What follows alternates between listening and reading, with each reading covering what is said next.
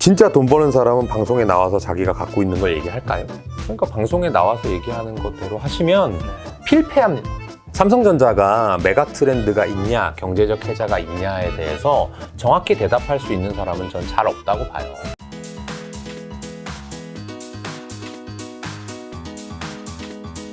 자, 이제 요 책 부자들 이런 주식을 삽니다. 내용을 좀 여러 가지 좀 다뤄볼까 하는데요. 네. 책에 보니까 주식 시장에서 승자가 되기 위해서는 부자의 시선으로 시장을 바라봐야 한다. 그래서 저는 부자의 시선은 뭔지, 투자 네. 마인드는 좀 뭐가 다른지 네. 여쭤보고 싶습니다. 부자분들은 기대 수익률이 낮습니다. 개인 투자자분들한테 네. 주식 하십니까? 그럼 요새 거의 10중 8군 하신다고 하고요. 하죠. 그러면 어느 정도 버시려고요? 네. 그러면 금액으로 얘기하는 분들이 일단 많고요. 네. 금액으로 얘기한다라고 하는 것은 이제 수익률의 개념이 없는 거죠. 아, 그렇죠. 그냥 나는 1억이 필요해. 뭐 이렇게 하는 거죠. 네. 그러니까 어떤 큰 자산에 대한 배분의 경험이 없다라고 네. 보는 거고요. 수익률로 얘기하시는 분들도 뭐 더블 저는 1년 목표 20%. 20%. 20%면 만족합니다. 아, 그렇죠. 이런 답변은 어느 정도인 건가요? 워런 버핏이 지금 한 17% 정도 되거든요. 그러니까 너무 상당히 높죠. 거만했네. 아니요. 근데 개인 투자자 중에서는 상위 한 5% 안에 들어가는 답변이죠. 왜냐하면 보통은 2배, 뭐 3배, 뭐 몇 달에 2배, 뭐 이렇게 말씀하시니까. 근데 실제로는 제가 워런 버핏 예도 들었지만 네. 여러분들 좋아하시는 그 S&P 500. 네. 미국 주식은 맨날 오른다 이런 착각을 하고 계시잖아요. 절대 그런 일이 일어나지 않습니다. 어떤 자산이건. 근데 그 주식이 10년 동안 네. S&P 500이 7%밖에 안 올랐어요. 연평균. 연평균. 그리고 아마존, 아마존. S&P와 나스닥을 이끌어가는 그렇죠. 그 회사 10년 동안 연봉률이 30%밖에 안 올랐어요. 그런데 여러분들이 그만큼을 목표로 한다라고 하는 건 잘못된 거죠. 네. 그렇게 할 수가 없어요. 네. 초 전문가인 제프 베조스가 자기 혼자 것만 만들어도 30%밖에 안 되고 워런 버핏이 17%, 18%밖에 안 되는데요. 그러니까 기대 수익률을 낮춰야 되는데 부자분들은 그걸 이미 알고 있습니다. 많이 해보셨기 때문에 그런 것 같고 오히려 저희 회사가 과거에 20몇 %씩 수익을 내왔습니다. 목표는 26%입니다. 라고 얘기를 하면 너무 높다고 하시고 너네 공격적으로 할 것 같아. 너네 뭔가 이거 사짜 아니야? 이렇게 정말 이렇게 얘기하세요. 이야. 그리고 아닙니다. 정말 이렇게 열심히 해왔어요. 네. 앞으로도 잘할 수 있어요. 라고 진실성 있게 말씀을 드려도 네. 난 그건 모르겠고 내 돈은 깨먹으면 절대 안 돼. 한 6에서 7%? 오케이 10%까지만 하자. 그만큼 안전하게 바라는 거예요. 네. 자기의 자산을 지키길 상당히 바라시고요.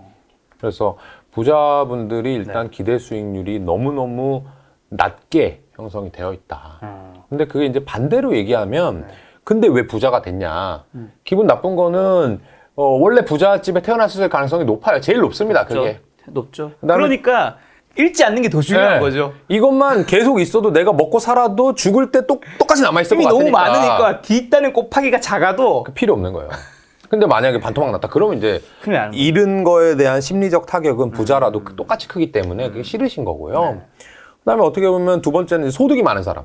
내가 공부 열심히 해서 뭐 의사 변호사가 됐다. 아니면 열심히 사업해가지고 경영자 기업가가 됐다. 그럼 돈 많이 벌잖아요. 그렇죠. 그렇게 하니까 사실은 지키는 게 훨씬 더 중요한 것 같고요. 또 하나는 돈으로 부자가 되신 분들도 있는데 그런 분들은 확실하게 베팅을 잘하세요. 기본적으로는 되게 지키려고 하고 기대 수익률도 낮지만 제가 뒤에도 나왔다 그 책에 적었다시피 이 빚내는 거 레버리지 효과를 정말 잘 이용하거든요. 네. 그게 레버리지 효과를 빼면 뭘 잘하는 거냐면 작은 기회가 나왔을 때 네. 그것을 집중해서 수익을 확 극대화시키려는 노력을 하는 거예요.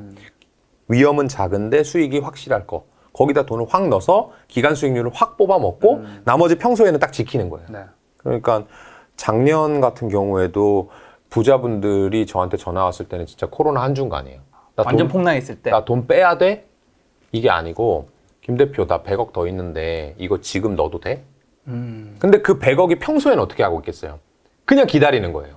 아무것도 안 하고 기다려. 왜냐하면 그런 기회가 왔을 때 확실하게 먹어야 되니까. 근데 개인 투자자들은 어때요? 내 계좌 1,000만 원밖에 없는 계좌에 예수금 100만 원만 있어도 이거 어떻게 너무 사고 싶어. 뭐라도 사야 되는데 이거 그래도 이거- 없는 것보다 낫잖아. 이거 어떤 심리예요? 예수금이 있는 걸 못 견디겠어요. 그러니까 그거는 돈을 빨리 벌고 싶은 거죠. 그런 거구나. 내가 이게 돈을 놀고 있다고 생각하는 거예요. 근데 물론 돈은 놀리면 안 되는데 그게 그렇게 가만히 있는다고 놀린다고 생각하시면 안 되고 기회가 있을 때 확실히 들어갈 수 있는 돈을 계속 놔두고 그럴 때마다 확실히 차곡차곡 만들어내는 사람들이 결국에는 돈으로 부자가 되더라. 근데 여러분들은 지금 뭐 부잣집 아들도 아닐 것이고 네. 그다음에 고소득자도 아닐 것이고 네. 그러면 재테크를 잘하고 싶은 분이 대부분이실 거잖아요. 그렇다고 하면은 제가 말씀드렸던 평소에는 안전 위주, 기대상률이 낮게 그다음에 기회가 왔을 때 그 돈을 확실히 투자할 수 있는. 네. 주가 폭락하고 나면은 누구도 사고 싶죠. 근데 왜 못 사요? 없죠. 이미 다 넣어놨잖아요. 빠지기 전에 평소에. 그게 의미가 없다니까요. 이렇게 생각해 볼까요? 작년에 코로나 때 주가가 어디까지 빠졌죠? 1,400까지 빠졌죠. 그렇죠. 그러고 나서 어디까지 반등했죠? 한 3,000까지 반등했죠. 그럼 2배 올랐잖아요. 그러면 2배를 그때만 딱 투자를 했어. 내가 10년 동안 한 번도 안 하다가. 그럼 10년에 2배 먹는 거잖아요. 네. 그러면 연 7% 정도 돼요. 근데 아까 제가 뭐라 했죠? S&P 그 정도면 평균이라고요. 네. 근데 일반 사람들은 돈을 항상 몰빵해가지고 한 주식이 아니더라도 다 집어넣고 있으니까 그때는 폭락할 때는 다 같이 맞고 폭락한 다음에 돈이 없죠. 부자들은 그때 씩 해서 돈 넣고 쫙 벌고 다시 싹 빼가지고 뭐 안전한 빌딩이 됐건 예금이 됐건 쫙 넣어놓고 또 다음 위기를 기다리는 거죠. 이게 부자와 이 일반인의 투자의 실력의 차이라기보다 그 이전에 가지고 있는 판돈 네. 자체가 주는 어쩔 수 없는 구조적인 프레임 같기도 해요. 근데 그게 이제 이론적으로 생각하면 판돈이 꼭 커야만 되는 건 아니거든요. 그 비율적으로 생각하면 돼요. 네. 1,000억 부자가 평생 500억을 갖고 있다가 네. 기회가 됐을 때 500억을 넣는 사람하고 내가 1,000만 원밖에 없어. 근데 500만 원을 예수금을 넣을 수도 있고 안 넣을 수도 있잖아요. 그렇죠. 근데 그 500만 원을 꼭 풀베팅을 항상 해가지고 돈을 벌어봐야 얼마나 버냐고요. 보통 못 번다니까요. 잘 못 벌어요. 그러니까 그 비율만 지키면 되는데 부자들의 마인드로 똑같이 하면 되는데 왜 못하냐. 조급한 거예요. 조급하죠. 너는 원래 부자니까. 아, 그래. 원래 부자인 거죠. 그럼 평생 부자 안 될 겁니까? 부자 될 거잖아요. 되고 싶잖아요. 그러면 조급해가지고, 얘 100억이니까 나 100억을 빨리 따라갈 때까지는 풀베팅 해야 될까? 아니라, 그 전 100만 원일 때, 1000만 원일 때, 1억일 때부터 부자의 습관을 가지고 같은 방법으로 하는 사람이 정말 나중에 100억이 되는 거예요. 그러니까, 가랑이 찢어지는 그런 투자를 하시면 안 되고, 계속해서 이 정석적으로 정도에 맞는 투자를 해야 됩니다. 알겠습니다. 또 책에 보니까 재테크 전문가라는 사람들도 삼성전자로 대표되는 우량주를 오랫동안 투자하면 반드시 성공한다고 강변한다. 실제로 뭐 많은 분들이 이렇게 얘기하시는 분들이 좀 꽤 네. 있으시죠. 그렇죠. 그러나 이것은 아주 또는 완전히 틀린 생각이다. 라는 측면에서 제가 질문 드리는 거는 개미들이 삼성전자를 살 때 그렇다면 부자들은 어떤 주식을 사고 있는지. 부자들은 돈 벌 주식을 사죠. 그게 뭐 어떤 건데? 제가 이제 키워드를 몇 개 말씀드리면 아까도 나왔지만 클래시스 얘기하다가 네. 산업 성장하는 네. 쪽에서만 놀아라. 그 다음에 그 산업이 성장하든지 안 하든지랑 상관없이 나의 수익성을 지킬 수 있는 경쟁 우위가 있는 기업에 투자해라. 삼성전자 둘 다 좀 해당되는 거 아니에요? 삼성전자가 메가 트렌드. 약간 반도체, 미래, 자동차, 4차 네. 산업혁명의 쌀. 네. 이거 뭐 다 얘기하잖아요, 방송에서. 얘기하죠. 자동차에도 필요하고. 그렇죠. 응. 방송에 얘기하는 사람들은 왜 방송에 나올까요? 방송이요? 네. 뭐 본인의 뭐 홍보를 하기 위해서 네. 아니면 여러 가지 인지도를 쌓기 위해서 네. 여러 가지 어쨌든 필요한 게 있으니까. 그렇죠. 네. 필요한 게 있으니까. 그렇죠. 필요한 게 있는 사람은 거기서 얻어야 되겠죠? 네. 근데 진짜 돈 버는 사람은 방송에 나와서 자기가 갖고 있는 걸 얘기할까요? 잘 안 하려고 안 하죠. 하겠죠. 안 하죠. 네. 그러니까 방송에 나와서 얘기하는 것대로 하시면 네. 필패합니다. 어. 그 사람들은 돈을 벌어본 적도 없는 사람들이고 네. 돈을 버는 방법을 모르는 사람들이에요. 근데 아는 것처럼 밖에 나와서 얘기할 뿐입니다. 네. 삼성전자가 메가 트렌드가 있냐, 경제적 혜자가 있냐에 대해서 정확히 대답할 수 있는 사람은 전 잘 없다고 봐요. 삼성전자는 네. 다른 종목에 비해서 그렇다는 건가요? 아, 그렇죠. 다른 종목에 비해서도 그렇고 절대적으로도 뭐 반도체가 산업의 쌀이다. 쌀이 뭔데요? 주식? 그러니까 쌀을 앞으로도 많이 먹을 것 같다 뭐 이런 거잖아요. 네. 근데 그거에 대해서 확실하게 얘기할 수 있냐고요. 그러니까 메가 트렌드가 네. 앞으로 어떨 것이다 무슨 키워드 최근에 메타버스 이런 것처럼 그런 미래를 얘기하는 걸 저는 메가 트렌드라고 하잖아요. 저는 헤일 가드 같은 거. 예전에 안 좋은 일이지만 네. 일본에 이 대지진 왔을 때 네. 해일 관련된 거 CCTV에 유튜브 같은 데 영상 꽤 있잖아요. 해일이 어때요? 쫙 이렇게 보면 정말 먼 거 같잖아요. 그러니까 아직 멀었어. 나도 피할 수 있을 것 같아. 자동차 타고 가면 달려가면 피할 수 있나요? 못 피하잖아요. 결국에 다 잡아먹히잖아요. 그런 것처럼 너무나 당연한 것, 그런 것들을 전 메가트렌드라고 그래요. 미래에 예측해가지고 어떻게 될 거. 삼성전자 10년 후가 어떻게 될 것 같으세요? 또는 어떻게 된다고 얘기들을 하세요? 산업의 쌀인데 쌀을 몇 개 먹냐고요? 모르죠. 근데 예를 들어서 사람들이 지금 밥 먹고 어디 가죠? 주로? 식사하고 나서? 커피 마시죠. 커피 마시죠. 그건 당연한 거잖아요. 당연한 거. 피할 수 있어요? 아니요. 그렇죠. 그럼 하루에 커피 몇 잔 마시죠? 뭐 많이 마시면 2잔, 그렇죠. 3잔. 딱딱딱 말씀이 나오시죠. 김 작가님도 얘기할 수 있잖아요. 이런 게 메가트렌드예요. 아, 우리가 생각하는 메가 트렌드라고 하면 막 성장 산업, 우주 네. 뭐 이런 거 메타버스 생각할 텐데 그거는 이제 다른 공상과학. 아, 공상과학. 네, 제 기준에서 공상과학이고 네. 메가트렌드는 피할 수 없고 계산할 수 있고 내가 예측할 수 있는 것. 계산할 수 있지만 앞으로 더 먹을 것 같은 것. 네. 그렇게 상식적으로 얘기할 수 있는 것을 메가트렌드라고 해요. 그렇기 때문에 삼성전자는 너무나 제 기준에서는 어려운 산업을 하고 있어요. 삼성전자의 10년 후를 예측해봐라 라고 하면 잘 못할 것 같단 말이죠. 그래서 저는 잘 투자를 안 하는 거고요. 네. 그 다음에 이제 경제 해자 부분으로 넘어가게 되면 삼성전자는 경제적 해자가 있을 것 같아요. 네. 반도체 분야에서. 왜냐하면 원가 우위가 상당하니까. 그런데 그게 어떤 분야에서 얼마만큼 지킬지 제가 계산할 수 없으니까 이제 투자를 안 하는 거고요. 또 하나는 삼성전자를 투자하지 않는 이유 중에 하나는 비즈니스 모델이 정말 좋은가에 대해서는 납득하지 못하겠어요. 뭐냐면 비즈니스 모델은 싸고 쉽게 많은 제품을 팔 수 있느냐를 비즈니스 모델이 좋으냐 나쁘냐로 얘기할 수 있거든요. 근데 삼성전자가 반도체 하나를 만들려고 하면요. 얼마나 큰 공장이 필요하겠어요. 그죠? 근데 그 공장을 한번 만들어 놓고 계속 돌릴 수 있으면 그나마 나은데 네. 기술 진보가 계속되니까 투자를 계속 해야 돼요. 그거는 쉽게 파는 게 아니에요.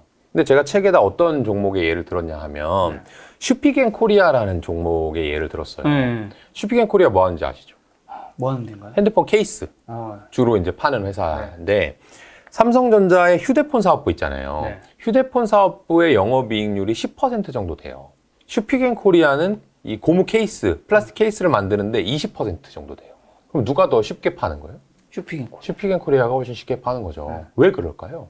삼성전자가 갤럭시 휴대폰을 만들면 네. 경쟁자가 너무너무 많아요. 네. 연구 개발을 정말 어렵게 해야 될 거 아닙니까? 그렇죠. 그래야 애플 이기죠. 석박사가 들어가서라는 거는 임금도 많이 줘야 되고 근데도 만들었는데 맨날 사람들이 아이폰을 많이 사요. 그러니까 경쟁하기 위해서 마케팅비도 많이 써야 되죠. 엄청나게 힘들게 개발했는데 이게 잘 팔릴지 안 팔릴지 모르는 것은 비즈니스 모델이 좋은 게 아니에요.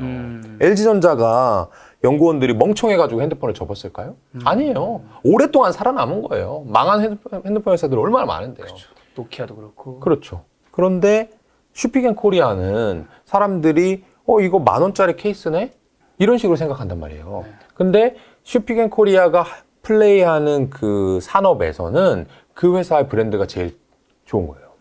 그러니까 사람들이 갤럭시와 아이폰을 비교할 때 갤럭시 150만 원?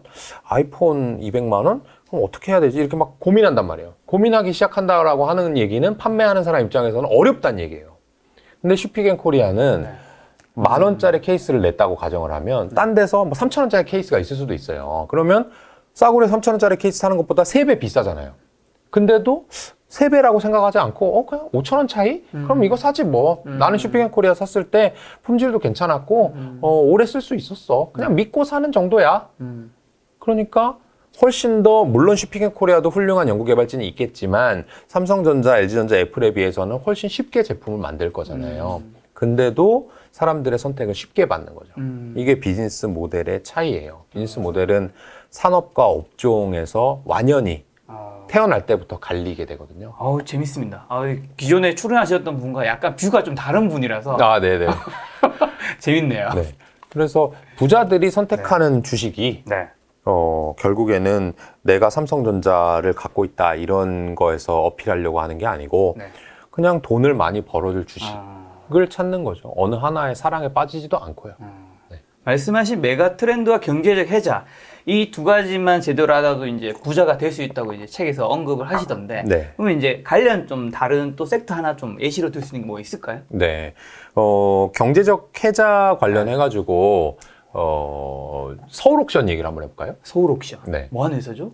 서울옥션은 그림 파는 회사입니다. 오. 그 그림을 경매로 파는 회사인데요. 네. 이 그림이라고 하는 건 이제 화가분이 한번 그리시잖아요. 그렇죠. 그리고 나서는 이제 화랑에서 판매를 보통 합니다. 네. 그 다음에 화랑도 구매를 했지만 내가 갖고 있다 그림을 다시 현금화하고 싶으면 어디다 팔아야 되잖아요. 네. 그때 파는 것은 보통 경매 회사에 팔게 돼요. 그러면 이제 그 경매 회사가 그 그림을 갖다 놓고 전시를 한 다음에 또 사고 싶은 사람이 구경 와가지고 그 사람들한테 파는 일을 하는 거예요. 네. 이 회사의 비즈니스 모델과 경제적 해자를 한번 알아볼게요. 네. 경매 플랫폼인 거잖아요. 플랫폼이죠. 네. 보면 지금 플랫폼이라는 이름에서 딱 나오게 되는데요. 네. 경매 회사는 그 그림을 팔아가지고 일정 부분의 수수료를 수취하게 됩니다. 그러면 작가님께서 네. 어떤 그림을 하나 갖고 있어요. 네. 이 그림을 팔고 싶어요. 네. 그러면 수수료를 많이 주는 데 갈까요? 적게 주는 데 갈까요? 적게 주는데. 아, 그렇죠. 그 회사는 적게 주는데. 그렇죠. 그렇죠. 내가 수수료를 덜 낼 수 덜 있는 곳. 내는데. 그러면 만약에 이래 볼게요. 서울옥션이 우리나라에 1, 2등 하는 경매 회사인데 그림을 파실 때 나한테 10% 정도 줘야 돼. 라고 했어요. 네. 근데 어느 날 갑자기 제가 나타나가지고 아, 작가님 저도 경매 회사 하나 차렸는데요. 저한테 수수료 1%만 주면 제가 팔아다 줄게요. 그러면 누구 선택하시겠어요? 1% 선택할 것 같긴 한데 약간 좀 의심스럽기도 하고. 네, 그렇죠. 1%를 선택해서 저한테 맡겼다고 해볼게요. 네네. 근데 김현준이 경매회사 하는 걸 잘 모를 거잖아요, 초반에는. 그러면 작가님이 내놓은 그림을 구경 올까요, 안 올까요? 안 오겠죠. 사람들이 안 와요. 안 오겠죠. 그러면 안 팔려요. 안 팔리죠. 또는 경매니까 싼 값에 팔려요. 그러면 수수료를 1억짜리 팔아가지고 10% 하면 9천만 원 내가 받는 거잖아요. 네. 근데 만약에 5천만 원밖에 못 팔았어요. 그러면 수수료 물론 50만 원 싸게 내겠지만 내가 가져가는 돈은 4,950만 원밖에 안 되잖아요. 뭐가 좋은 거예요? 비싸게 하고 비싸게 그렇죠. 수수료 내는 게 나은 거잖아요. 이게 시장과도 같은 거예요. 시장에 아무도 없는데 네. 내가 좋은 제품 싸게 판다고 목청껏 막 소리 질러요. 됩니까? 한마디로 플랫폼의 기본은 많은 숫자군요, 사람. 그렇죠. 그게 경제적 해자 중에 하나인 네트워크 효과라고 하는 건데요. 네. 네트워크 효과는 그 제품과 서비스를 이용하는 사람이 늘어나면 늘어날수록 네. 그 플랫폼, 그 제품 서비스의 가치가 올라가는 걸 뜻해요. 그러니까 예를 들어서 서울 옥션에 구경하러 오는 사람이 많으면 많을수록 네. 서울 옥션은 힘이 자꾸 세지는 거예요. 그렇죠, 그렇죠. 내가 그림 팔아줄게. 나밖에 없어. 그럼 수수료 10% 하다가 20%를 올릴게. 그래도 어쩔 수 없이 울며 겨자 먹기로 돈을 자꾸 내는 거죠. 그렇죠. 쉽게 버는 거죠. 반대로 헬스장을 한다고 생각해볼게요. 헬스장. 제가 헬스장 관장이에요. 네. 근데 작가님한테 헬스장, 저 이제 경매에서 접었어요. 네. 잘 안 되더라고요. 네, 헬스장을 열었습니다. 운동하러 오세요. 네. 첫 번째 손님이에요, 작가님이. 다 세핑이야, 네. 기구는. 그럼 와요, 안 와요? 갈 것 같은데. 가죠. 너무 깨끗하니까. 그렇죠. 처음 와서 운동 막 즐겁게 합니다. 혼자서 음악 탁탁 틀어놓고. 그렇죠, 그렇죠. 사람들이 점점 오기 시작해요. 장사가 잘 됩니다. 좀 피곤해지는데. 그렇죠. 내가 운동할 수도 없고, 제대로. 100명이 들어왔어. 하고 싶으세요? 안 하고 싶으세요? 일단 러닝머신에 줄이 너무 많이 서 있어요. 그렇죠. 네. 같은 공간인데 경매장은 사람이 많으면 많을수록 힘이 세지고요. 힘이 세지네. 헬스장은 사람이 많으면 많을수록 가치가 떨어지게 됩니다. 그러니까 이 경제적 해자를 가진다는 게 얼마나 힘을 강력하게 발휘할 수 있는지의 사례가 되는 거고요. 또 하나 비즈니스 모델 측면에서 봤을 때 만약에 내가 그림을 그려가지고 네. 파는 사람이라고 해볼게요. 네. 화랑이에요, 화랑. 하나. 그러면 그림을 열심히 그려야지만이 많이 팔 수 있죠. 돈을 많이 벌려면 내가 열심히 일해야 돼요. 일을 하면 할수록 돈을 벌어. 그런 사람은 부자가 못 돼요. 흔히 말하는 어떻게 보면 근로소득자 같은 네, 느낌. 내 시간을 써가지고 갈아 넣어가지고 돈을 벌어야 되는 사람은 큰 부자가 못 됩니다. 그렇죠. 의사, 변호사 소득 높잖아요. 의사, 변호사가 우리나라 자산순위 위에 들어간 거 보셨어요? 한 번도 없습니다. 그럴 수 없어요. 적당한 부자는 될 수 있죠. 그렇죠. 뭐 먹고 사는데 지장 없는 경제적 자유를 가질 수는 있지만 큰 부자가 되려면 영업 레버리지가 발생해야 되고 그렇죠. 나랑 상관없이 내가 같은 일을 해도 돈을 많이 벌 수 있어야 된단 말이죠. 근데 경매 회사는 화랑과 달라요. 그림 안 그려도 됩니다. 그냥 공간 하나 딱 빌려놓고 그림 다다다닥 붙여놓고 네. 하면 별다른 투자가 없이 나는 앉아서 꽁으로 돈을 버는 거죠. 네. 그게 비즈니스 모델이 좋다 나쁘다에 대한 설명인 거죠. 그래서 명확하게 이해됩니다. 저희 회사는 그런 회사, 뭔가 비용이라든지 투자가 많이 되지 않더라도 네. 이 회사의 인기가 좋아지면 제품과 서비스의 가치가 올라가면 무지막지하게 돈을 쓸어 담을 수 있는 그런 비즈니스 모델을 가진 회사를 투자하려고 해요. 막간을 이용해서 이제 회사 홍보까지. 아, 네. 아니, 저 이꼴 저희 회사기 때문에. 그렇죠, 그렇죠. 네네, 그렇습니다. 그래서 갑자기 예정이 없던 질문 한 가지 궁금한 거는 네네.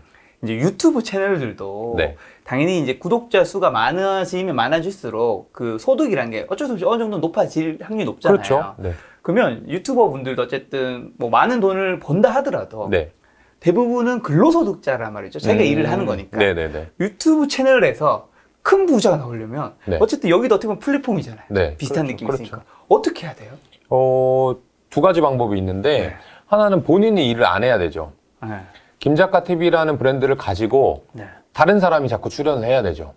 지금은 물론 이제 2명 중에 1명이 다른 사람 김현준이지만 어쨌든 계속 출연하고 계시잖아요. 네. 그렇지 않고 다른 사람이 직원이 자꾸 출연을 해도 김작가 TV면 볼 거야.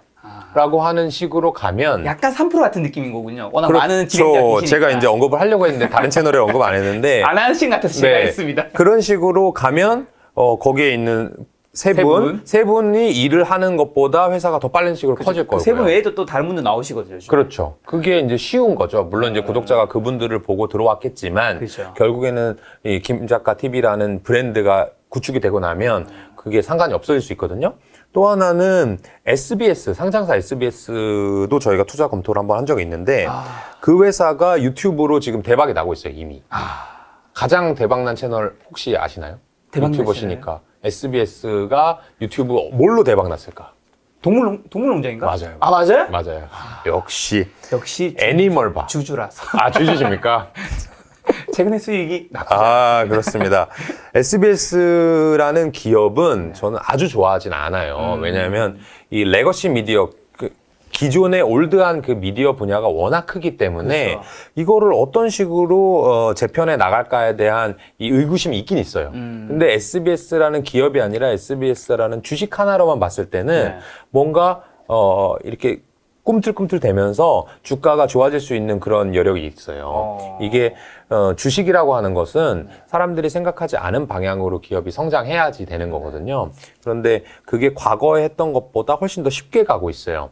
애니멀바가 이제 과거에 동물농장 지금도 하고 있지만 그게 아마 한 10년 이상 했을 거예요. 그러면 그 클립이 몇 개 있겠습니까? 대체 이미 10년 동안 52주씩 했을 거니까 500개 있잖아요. 그거 다 잘라가지고 그냥 다시 올리면 되잖아요. 그렇죠. 그 올리면 예전에는 광고 한 번 붙고 끝났을 건데 지금 계속 구독이 나오는 거예요, 시청자가. 거기에 제가 여기 말씀드리려고 하는 유튜브 채널의 성장 비결. 애니멀바가 대박난 이유는 뭐냐면 해외에서 봤기 글로벌. 때문이에요. 왜냐하면 동물이 나오는 건 그냥 말은 어차피 안 통하고 귀엽고 이쁘면 그냥 보는 거잖아요. 그래서 자막도 별로 달 필요가 없는데 해외에서 보는 사람들이 엄청나게 올라가니까 이게 원소스 멀티 유즈라는 거고 한 번 만들어 놨는데 계속 팔리는데 의외로 해외 사람들까지 보니까 상당한 광고 수익을 창출하고 있는 것으로 알고 있고요. 그래서 그런 식으로 김작가 TV가 만약에 외국에 송출되게 된다면 한번 녹화하는 거 가지고 시청자 수가 더 많이 나오겠죠. 제 외모가 글로벌로는 좀 통하긴 하는데. 제가 약간 어렸을 때 동남아 쪽 닮았다는 얘기 굉장히 많이 들어서. 뭐 필리핀, 중동. 네. 네. 뭐 이렇게 뭐 나오시는 분들도 닮아야 되니까. 어쨌든 말씀하신 거 들어보니까 이 양쪽 다 사람이 필요하네요. 네. 국내에서는 어쨌든 저를 말고 다른 또 좋은 이제 진행자분들이 나와야 되는 사람. 네. 또 해외에서도 더 많은 네. 사람이 봐야 되는 사람. 네, 네. 그렇죠. 알겠습니다. 열심히 고민해서 저도 언젠가 큰 부자 한번 네. 꿈꿔보도록 하겠습니다.